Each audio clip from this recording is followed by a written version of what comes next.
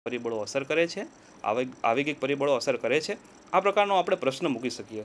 કયા પરિબળો આપણને વિચાર કરતા કરી દે છે કે શું કહેવા માંગે છે. હોશિયાર, ઓછી, કયા બાળકમાં વધુ બુદ્ધિ છે કે કેમ તેનો અભ્યાસ કરવો.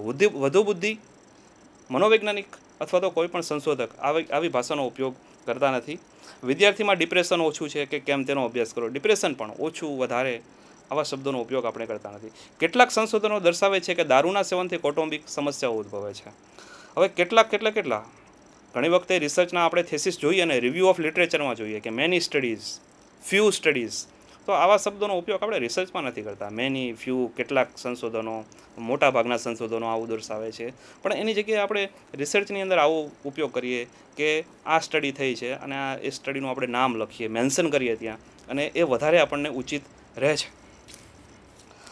હવે આપણે જોઈએ આની અંદર કે સારા સંશોધન પ્રશ્ન કોને કહેવામાં આવે છે. રિસર્ચ ક્વેશ્ચન કોને સારો કહી શકાય.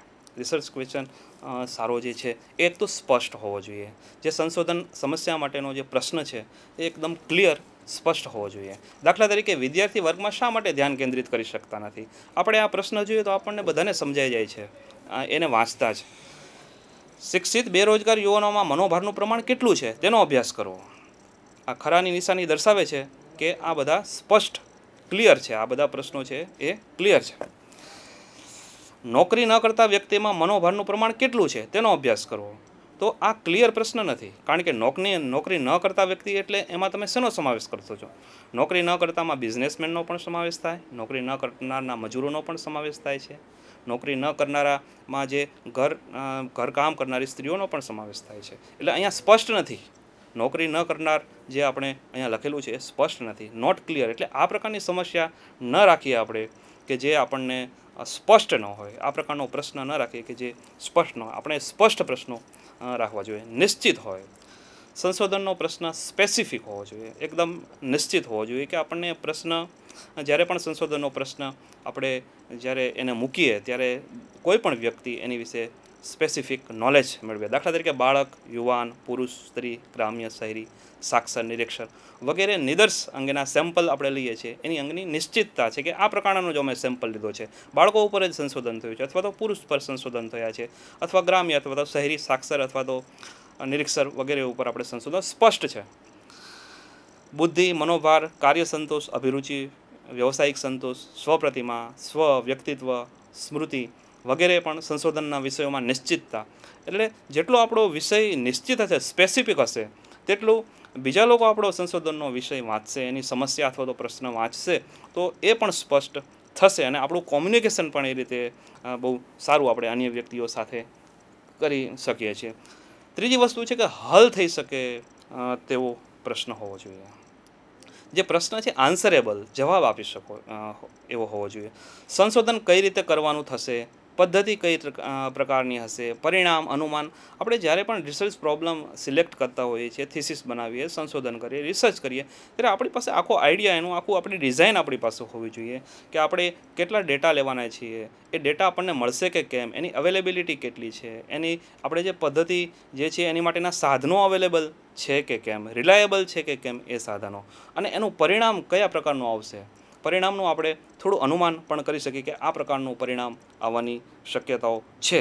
સંશોધન થઈ શકે, વધુ પડતા સમયનો વ્યય ન થાય, વધુ નાણાંનો પણ વ્યય ન થાય, અને અશક્ય ન હોય એવા પ્રકારના સંશોધનો થવા જોઈએ કે જે હલ થઈ શકે, જે જવાબ આપી શકે, જે પ્રેક્ટિકલ હોય, જે વ્યવહારિક હોય. આ પ્રકારના જો સંશોધનો આપણે કરીએ તો એ ખરેખર ખૂબ જ ઉપયોગી આપણને થતા હોય છે. દાખલા તરીકે ભારતમાં અપરાધને રોકવા માટેની પદ્ધતિઓનો વિકાસ કરવો. હવે આ સંશોધનનો વિષય છે બરાબર, પણ એ વિષય પ્રેક્ટિકલી કરવો બહુ શક્ય નથી, કારણ કે અપરાધને રોકવા માટેના કેટલા બધા પરિબળો અસર કરતા હોય છે. એ માટે સંશોધનનો સમય પણ એટલો વ્યય થાય છે, અને વ્યવહારિક રીતે પણ આવા પ્રકારના વિષયો આપણે પસંદ કરી શકતા નથી. જ્ઞાતિના ભેદભાવો નાબૂદ કરવા માટેના મનોવૈજ્ઞાનિક ઉપચારનો ઉપયોગ કરવો એ પણ ભારતની અંદર બહુ શક્ય બાબત નથી, કારણ કે એટલી બધી જ્ઞાતિ પ્રથા અને એના લીધે આ બધી બાબતો, અને આપણે પ્રેક્ટિકલી વ્યવહારિક રીતે આપણે આવા વિષયો આપણે દેશની અંદર આવા થઈ શકતા નથી. ઉપયોગી હોવું જોઈએ. જે રિસર્ચ છે, રિસર્ચ પ્રશ્ન છે, ક્વેશ્ચન, તે સંશોધનનો પ્રશ્ન સંબંધિત, રિલેવન્ટ અને ઉપયોગી હોવો જોઈએ. ગુજરાતમાં દારૂડિયાઓની સંખ્યા 1 લાખ છે, ભ્રષ્ટાચારી કર્મચારીઓ આટલા છે, દરરોજ સરેરાશ 4 ન્યૂઝપેપર રેપને લગતા હોય છે. આ ડેટા માત્ર એક્ઝામ્પલ પૂરતો છે, ડેટા મેં સાચો નથી લખેલો, એક્ઝામ્પલ પૂરતો છે કે ફોર એક્ઝામ્પલ કે દારૂડિયાઓની સંખ્યા 1 લાખ છે, ભ્રષ્ટાચારીઓ 95 છે ને આ તો બાળમજૂરીની સંખ્યા આટલી છે, સમાજની દહેજ પ્રથાનો અભ્યાસ કરવો, આ બધા સંશોધન આપણને માહિતી આપે છે. આની ઉપર આપણે રિસર્ચ કરી શકતા નથી. રિલેવન્ટ છે ખરા, આ બધી જ સમસ્યાઓ રિલેવન્ટ ખરી, પણ એ સંબંધિત આ રિલેવન્ટ છે પણ બહુ ઉપયોગી નથી, કેમ કે આવા સંશોધનની માહિતીની અસર સમાજના લોકોને થતી નથી. દરેક વ્યક્તિ દરરોજ પેપર વાંચે છે અને દરેક અપરાધને લગતા પેપર હોય અથવા તો કોઈ પણ માહિતીને લગતું પેપર હોય, પણ પેપર વાંચ્યા પછી આપણે એને ભૂલી જઈએ છીએ. એટલે ઇન્ફોર્મેટિવ જે રિસર્ચ છે માત્ર ઇન્ફોર્મેટિવ રહી જાય છે, એક મેમરીનો વિષય બને છે. એટલે ન્યૂઝ જેવી માહિતી આપણે સંશોધનમાં બનાવીએ તો રિસર્ચ માત્ર ન્યૂઝપેપર જેવું ન બની જવું જોઈએ. એનાથી આપણને ઉપયોગ થવો, સમાજના લોકોમાં એનો ઉપયોગ થઈ શકતો હોવો જોઈએ. સંશોધન દ્વારા સમાજના વ્યક્તિના વર્તન તેમજ વ્યક્તિત્વ ઉપર પણ અસર થવી જોઈએ અને કંઈક નોંધપાત્ર ફેરફાર થવા જોઈએ. રિસર્ચથી સોશિયલ ચેન્જ, કંઈક સમાજની અંદર પરિવર્તનો આવવા જોઈએ. ફોરેનની અંદર જે ચેન્જીસ આવેલા છે એ બધા જ રિસર્ચના લીધે આવેલા સંશોધનો છે, ફેરફારો છે. એટલે ઉપયોગી, રિલેવન્ટ આવું સંશોધન આપણું હોવું જોઈએ.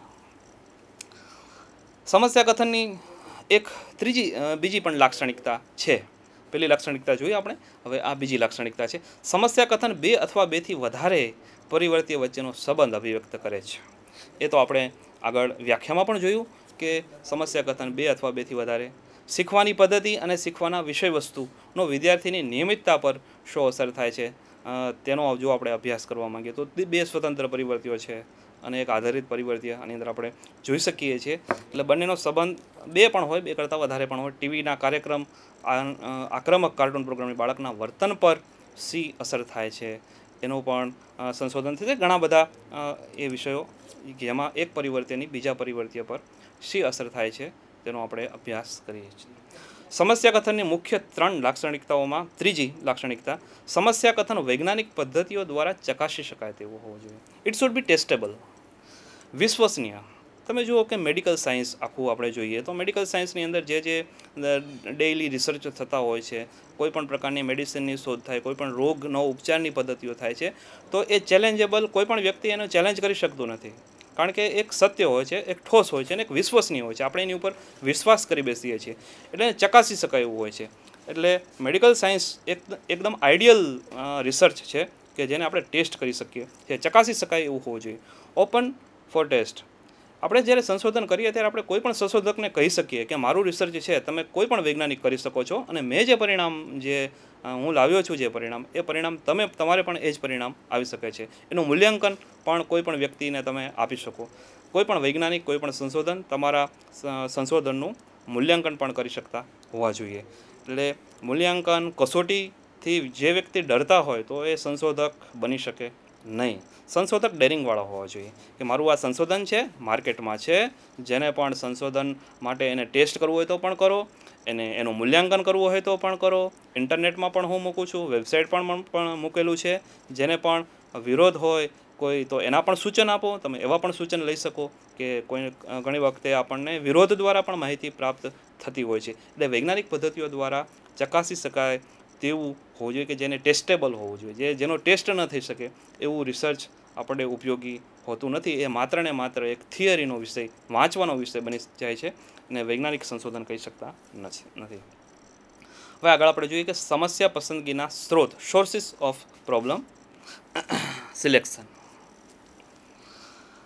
જ્યારે આપણે કોઈ પણ પ્રકારની રિસર્ચ પ્રોબ્લેમની જ્યારે પણ સિલેક્શન કરવાનું હોય છે ત્યારે એ પ્રોબ્લેમ આપણે ક્યાંથી મેળવવો, કઈ રીતે સમસ્યા ઉદ્ભવી. કારણ કે દરેક લોકો જન્મજાત વૈજ્ઞાનિક હોતા નથી. દરેક વ્યક્તિને દરેક ઘટનાઓમાંથી વૈજ્ઞાનિકની માફક આઈડિયા આવતો નથી. તો અમુક વખતે આપણે પોતે પણ એક્ટિવ થવું પડશે કે હાઉ ટુ ક્રિએટ અ પ્રોબ્લેમને કઈ રીતે ક્રિએટ કરવો, પ્રોબ્લેમને કઈ રીતે આપણે મેળવવો અથવા તો પ્રોબ્લેમ ક્યાંથી આપણને મળી શકશે.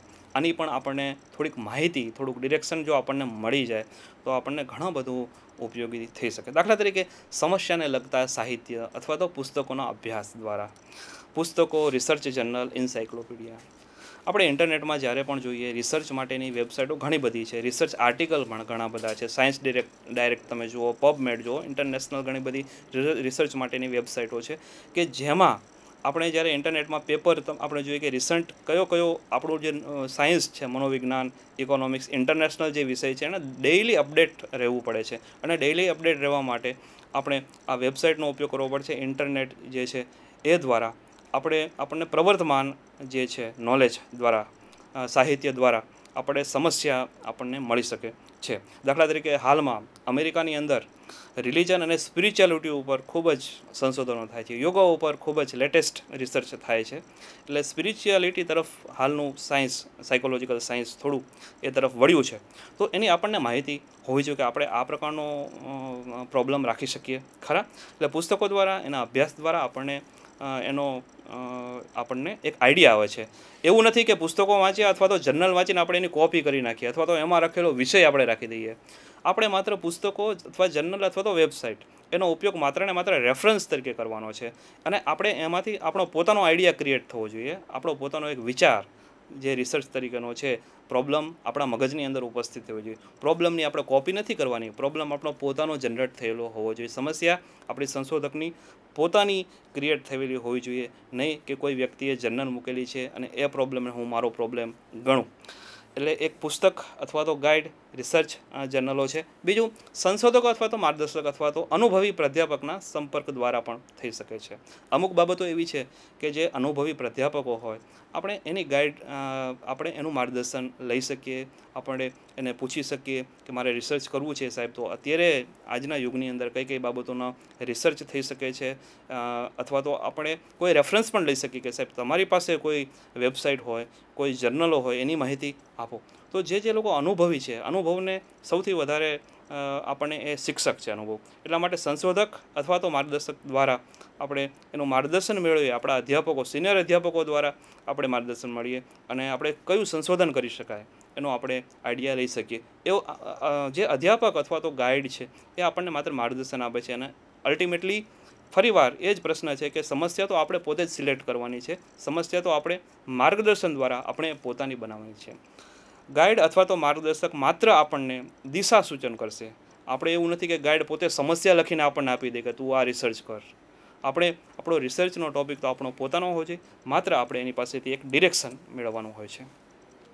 અગાઉના સંશોધનનું પુનરાવર્તન કરીને, હવે કોઈ પણ સંશોધન છે એ ક્યારેય ખોટું હોતું નથી. તમે કોઈ પણ રિસર્ચ કરો છો એ ક્યારે પણ ખોટું હોતું નથી. દાખલા તરીકે એક જ રિસર્ચ થયું, તમે એના એ રિસર્ચ બીજી વાર કરી શકો. બીજી વખત તમે એના એ ટોપિકનું રિસર્ચ કરી શકો. તમે એના એ ટોપિક, એના એ ડેટા લઈને પણ તમે એના એ પદ્ધતિ દ્વારા તમે રિસર્ચ કરી શકો. કારણ પણ તમારો વિષય એ હોવો જોઈએ કે જે અગાઉ થઈ ગયેલું સંશોધન છે એની વિશ્વસનીયતા તમે જાણી શકો. એકના એક સંશોધન તમે જ્યારે બીજી વાર કરો છો કોઈએ કરેલું, તો એના દ્વારા આપણે એની વિશ્વસનીયતા જાણી શકીએ છીએ. અગાઉના સંશોધન છે એનું આપણે ઓબ્ઝર્વેશન કરીએ, નિરીક્ષણ કરીએ, ત્યારે પણ આપણા મગજની અંદર ઘણા બધા પ્રશ્નો ઉપસ્થિત થતા હોય છે. આપણે જ્યારે કોઈનું થેસિસ જોઈએ, ક્યારે રિસર્ચ પેપર જોઈએ, ત્યારે આપણા મગજની અંદર પણ ઘણા બધા આઈડિયા આવતા હોય છે, ઘણા બધું પ્રશ્નો ઉપસ્થિત થતા હોય છે કે આણે ડેટા કલેક્શન આવો લીધો છે, હું આ પ્રમાણે લઈ શકું છું, આને આ પ્રકારની પ્રોબ્લેમ લઈ છે, આ પ્રકારનું વેરિયેબલની અંદર આપણે ફેરફાર કરી શકતા હોઈએ છીએ. પણ આ બધી બાબતો પ્રામાણિકતાથી કરવાની હોય છે. ફરીવાર એ જ વસ્તુ કહેવાનું મન થાય કે આપણે કોઈની કોપી કરવાની આવતી નથી, પણ અગાઉનું જે રિસર્ચ થયેલું છે એમાં આપણે એક ઓબ્ઝર્વેશન, અવલોકન કરવાનું હોય છે, નિરીક્ષણ કરવાનું હોય છે. એની લિમિટેશન કઈ છે, એ કેટલું રિલેવન્ટ છે, એનો આપણે કેટલો ડેવલપ કરી શકીએ. અગાઉ જે સંશોધન થયું છે એને પણ આપણે આગળ કેટલો વિસ્તાર એ સંશોધનનો કરી શકીએ. આ બધી બાબતો ખૂબ જ અગત્યની છે અને એ પણ આપણને એક સમસ્યા પસંદગીનો એક બહુ સારો એક સોર્સ છે. અગાઉનું જે રિસર્ચ જે થયેલા છે એ સમસ્યા પસંદગીના અન્ય સ્ત્રોતની અંદર વર્તમાન સંશોધનનું વૈજ્ઞાનિક નિરીક્ષણ કરવું. જે રીતે અગાઉના સંશોધનો થયા, અગાઉના સંશોધનો એટલે કે 20 વર્ષ થયેલા સંશોધનો, 25 વર્ષ કે 30 વર્ષ થયેલા સંશોધનો નહીં, પણ અગાઉના સંશોધનોની પણ લિમિટેશન છે કે 10 વર્ષની અંદર જે અગાઉ સંશોધન થયેલા હોય એનું નિરીક્ષણ કરીએ. અને એ જ રીતે વર્તમાન સંશોધનનું વૈજ્ઞાનિક નિરીક્ષણ કરીને, વર્તમાન સંશોધનો એટલે કે કરંટ જે પણ સંશોધનો 2014માં થયા છે, અત્યારના સાલમાં થયા છે, આ મહિનામાં થયા છે, એ સંશોધનો નેશનલ લેવલના હોય, ઇન્ટરનેશનલ લેવલના હોય, એનું વૈજ્ઞાનિક નિરીક્ષણ કરીને, વૈજ્ઞાનિક નિરીક્ષણ કરવું એટલે કે પૂર્વગ્રહ અને માન્યતાઓથી મુક્ત થઈને એક આપણું વૈજ્ઞાનિક માનસ કેળવીને આપણે એ વર્તમાન સંશોધનનું નિરીક્ષણ આપણે જો કરીએ તો આપણે અન્ય લેખકને પણ આપણે સૂચન કરી શકીએ છીએ. રિસર્ચ ઓથર છે એને આપણે સૂચન કરી શકીએ છીએ કે તમારું જે અત્યારનું પ્રેઝન્ટ રિસર્ચ છે એમાં આ પ્રકારનું કહેવામાં આવ્યું છે. તમે જુઓ સંદેશનું પેપર છે, ગુજરાત સમાચારમાં ડેઇલી ઘણા બધા સંશોધનો આવતા હોય, પણ એ સંશોધનની કોઈ વેલ્યુ હોતી નથી. જે તમે જુઓ એમના થોડો ડેટા લીધો હોય છે અને મૂકી દે છે કે આ ખાવાથી આ પ્રમાણેનું થાય છે. એ અમુક પેપર ઉપર નાના નાના પેપર એ લોકો મૂકી દેતા હોય છે, પણ આ બધા જે પેપરો છે એનું બહુ વેલ્યુ હોતી નથી. નાના નાના રિસર્ચ પેપર જે વર્તમાનપત્રોમાં મૂકી દેતા હોય છે. એટલે વર્તમાન સંશોધકનું વૈજ્ઞાનિક નિરીક્ષણ જે આપણે કરીએ અને એને કંઈ આપણે સૂચનો આપીએ, એ વૈજ્ઞાનિકને પણ આપણે સૂચન આપીએ, એને લિમિટેશન. અને તમે જુઓ બુક રિવ્યૂ આપણે કરતા હોઈએ છીએ સંશોધનની જનરલ રિસર્ચ જર્નલની અંદર જે નવી બુકો બહાર પડે છે અપડેટેડ નોલેજ માટેની જે બુક મળે છે, સાયકોલોજીની બુક હોય, ઇકોનોમિક્સની, તો બુક રિવ્યૂમાં પણ આપણે જોઈતા હોય છે કે ચેપ્ટરની અંદર કયા ચેપ્ટરો લેવાયા નથી, કયા ચેપ્ટરની જરૂર હતી, કઈ કઈ બાબતો એવી છે કે જેમાં સુધારો કરવાની જરૂર હતી, કોઈ ગ્રામેટિકલ મિસ્ટેક હોય, કોઈ વધારે વધારા હોય તો એ, અને કંઈ તમે પોતે કન્ટ્રીબ્યુટ કરવા માંગતા હોય તો તમે એને ઈમેલ દ્વારા એનો સંપર્ક કરીને પણ તમે એનું નિરીક્ષણ કરી અને વર્તમાન સંશોધકની અંદર આપણે પોતે ફેરફાર કરતા રહીએ છીએ. વર્તમાન સંશોધકનું આપણે નિરીક્ષણ કરીશું તો સૌથી વધારે ફાયદો આપણને પોતાને થશે, કારણ કે એનાથી આપણે પોતે અપડેટ થઈ જઈશું. વર્તમાન એટલા માટે ડેઇલી વીકમાં એકવાર તો આપણે આવી વેબસાઇટની તો મુલાકાત લેવી જોઈએ, આવા પેપરોની તો આપણે મુલાકાત લેવી જોઈએ, એનું નિરીક્ષણ કરવું જોઈએ, જેથી આપણે અપડેટ રહીએ કે દુનિયામાં કેવા કેવા પ્રકારના વર્તમાન સંશોધનો થઈ રહ્યા છે અને એ સંશોધનોની સાથે આપણે આપણી જાતને આપણે રાખવી જોઈએ. જો આપણે વર્તમાન સંશોધન સાથે આપણે રહીએ નહીં તો અમુક વખતે આપણે પછાત થઈ જઈએ છીએ. આપણને રિસર્ચથી આપણે ઘણા બધા બેકવર્ડ થઈ જાય. પ્રયોગ કરતાનો પોતાનો અનુભવ, જો આપણે રિસર્ચ તરીકે કામ કરેલું હોય, આપણી પાસે એક્સપિરિયન્સ હોય સંશોધક તરીકેનો પોતાનો, તો એ પણ આપણને અમુક વખતે કામ આવે છે. રિસર્ચ મેથડનો પહેલી વખતે રિસર્ચ કર્યું હોય તો એને અમુક પ્રકારના પ્રોબ્લેમ થતા હોય છે કે ડેટા કલેક્શન કઈ રીતે કરીશું, ડેટા એનાલિસિસ કઈ રીતે કરીશું, આખું એનો જો પ્લાનિંગ ફર્સ્ટ ટાઈમ હોય તો એને અનુભવ ન હોવાથી પ્રોબ્લેમ થાય. પરંતુ જો અનુભવ હોય તો અનુભવ દ્વારા વ્યક્તિને અનુભવ દ્વારા એક તો રિસર્ચ વર્કની અંદર ઝડપ આવે, અનુભવનો સૌથી વધુ, અને બીજું ઘણું બધું નોલેજ, આપણને નવું નોલેજ અનુભવ દ્વારા પ્રાપ્ત થાય છે. અગાઉના રિસર્ચની અંદર આપણે જે ભૂલો કરેલી હોય એ આપણે રિપીટ કરતા નથી. અગાઉના રિસર્ચની અંદર ટાઈમ કન્ઝ્યુમિંગ રિસર્ચ હોય તો એમાં આપણને અમુક આઈડિયા આવે છે કે આ પ્રમાણે ડેટા કલેક્શન કરવું, જલ્દી ડેટા કલેક્શન કરવું અને પ્રેક્ટિકલી યુઝફુલ ડેટા કલેક્શન કરવું. આપણો અગાઉનો વિષય સોશિયલી યુઝફુલ ન હોય તો આપણને